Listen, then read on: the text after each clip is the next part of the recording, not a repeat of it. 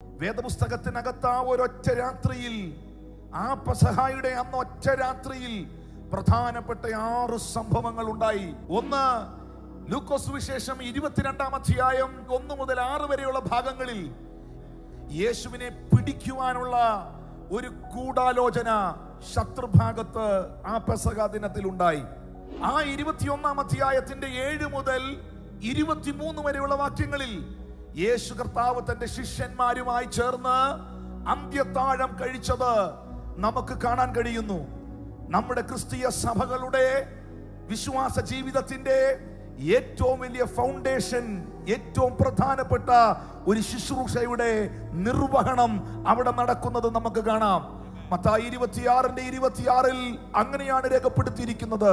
അവർ ഭക്ഷിക്കുമ്പോൾ അവൻ അപ്പമെടുത്ത് സ്തോത്രം ചൊല്ലി, ഇത് വാങ്ങി ഭക്ഷിക്കുവീൻ, ഇത് എന്റെ ശരീരമെന്ന് കർത്താവ് പറഞ്ഞു.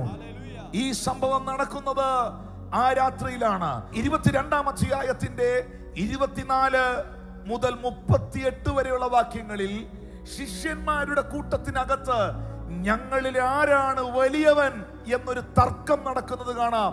അതും നടന്നത് ആ പെസഹ ദിനത്തിലാണ്.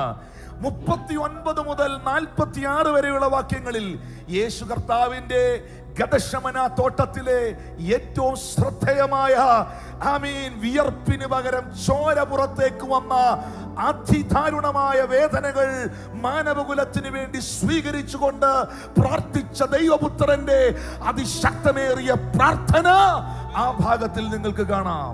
47 മുതൽ 53 വരെയുള്ള വാക്യങ്ങളിൽ യേശു കർത്താവിനെ പടയാളികൾ ഗദ്സമന തോട്ടത്തിൽ നിന്ന് അറസ്റ്റ് ചെയ്യുന്നത്, പിടിക്കുന്നത് നിങ്ങൾക്ക് കാണാം.